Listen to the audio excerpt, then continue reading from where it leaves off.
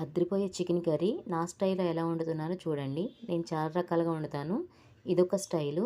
ఇది నాటుకోడి కాదు, బాయిలర్ కోడి కాదు. ఫారం కోడి తీసుకున్నాను స్కిన్‌తో. ఇది స్కిన్‌తోనే వస్తుంది. కొంచెం ముక్క కూడా గట్టిగా నాటుకోడల్లే ఉంటుంది. బట్ టేస్ట్ అయితే చాలా బావుంటుంది. ఒకసారి ట్రై చేయండి.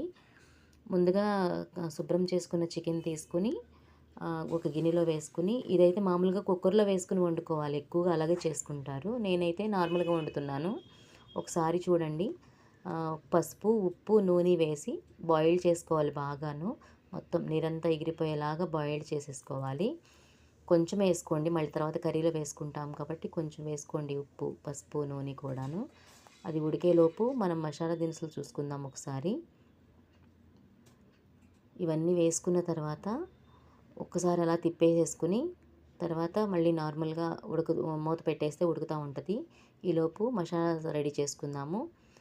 గసగసాలు, జీడిపప్పు, కొబ్బరి, కొంచెం బిర్యానీ ఆకు, లవంగాలు, యాలుక్కాయి, చ చెక్క నేను తీసుకున్నాను. పక్కన పెట్టుకుంది. ఒకసారి తిప్పుకొని మళ్ళీ మూత పెట్టేసుకుంటే అది ఉడుకుతూ ఉంటుంది నిదానంగాను. తర్వాత ఇవి మిక్సీ జార్లో వేసేసుకుని ఒకసారి పేస్ట్ చేసేసుకుందాము. కొంచెం దానిలో నేను అల్లం వెల్లిపాయ పేస్ట్ కూడా వేసేస్తున్నాను.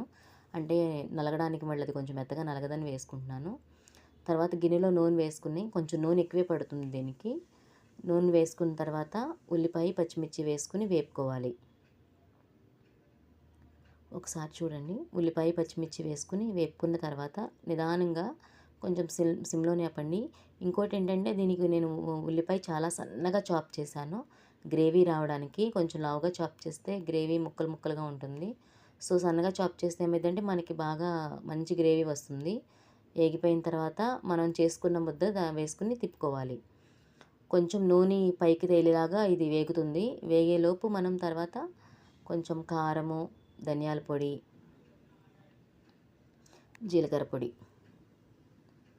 వేసుకుని కొంచెం అటు ఇటు తిప్పేసుకుని మళ్ళీ ఒక్క నిమిషం మగ్గబెట్టుకుంటే మళ్ళీ కొంచెం నూనె తేలుతుంది.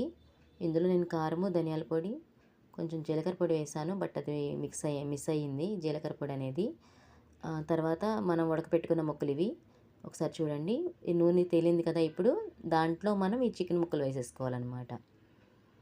ఆల్రెడీ బాయిల్ చేసుకున్నవే కాబట్టి ఇవి కొంచెం సేపు మగ్గితే సరిపోతుంది. నే కాసేపు అలా ముక్కలు వేసేసుకుని అలా కలగలిపేసేసుకుని చక్కగాను ఒక్క నిమిషం మనం మూత పెట్టేసుకుని మగ్గిన తర్వాత ఒకసారి తీసిన తర్వాత నేను దీనిలో కొబ్బరి పాలు పోసాను. కొంచెం టేస్ట్ బాగా వస్తుంది అని. మామూలుగా అయితే వాటర్ పోసుకుంటాము. బట్ కొబ్బరి పాలు పోస్తే టేస్ట్ ఇంకా చాలా బాగుంటుంది. ఇంకా కొంచెం తగ్గితే వాటర్ కూడా పోసుకోవచ్చు. ఇది కూడా మధ్యలో మధ్యలో ఇలా తిప్పుకుంటూ ఉండాలి.